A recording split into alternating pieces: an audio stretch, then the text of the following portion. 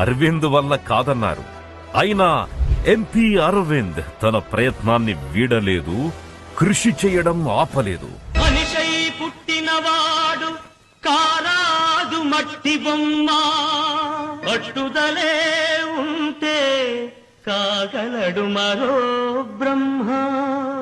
కృషి ఉంటే మనుషులు ఋషులవుతారు, మహాపురుషులవుతారు.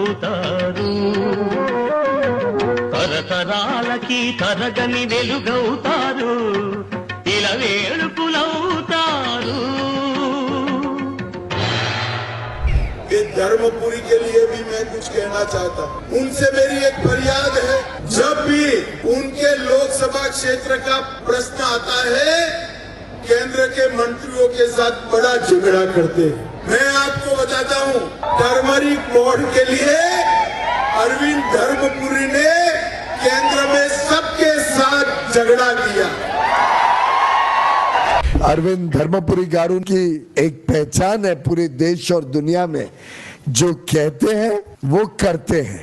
अरविंद धर्मपुरी गारू ने जो लगातार इस विषय को उजागर किया, इस विषय के लिए संघर्ष किया. పట్టుబదలని అరవింద్ ప్రయత్నం ఫలించింది. పసుపు రైతుల దశాబ్దాల కల నెరవేరింది. नेशनल टर्मरिक बोर्ड के गठन का निर्णय किया है. मैं तेलंगाना और देश के सभी हल्दी पैदा करने वाले किसानों को नेशनल टर्मरिक बोर्ड की उसके गठन के लिए बहुत बहुत बधाई देता हूं.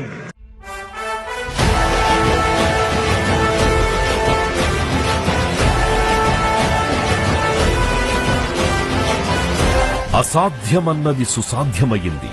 పసుపు రైతుల దశాబ్దాల కళ సాకారమయ్యింది. అరవింద్ ఎప్పుడు మాట ఇస్తే తప్పడు. ధర్మపురి అరవింద్ గారు రాసి ఇచ్చిన బాండ్ పేపర్, పసుపు బోర్డు ఏర్పాటు చేస్తాను అరవింద్. ఎప్పుడు వేస్తారు పసుపు బోర్డు? పసుపు బోర్డు రాదన్నారు, అరవింద్ వల్ల కాదన్నారు.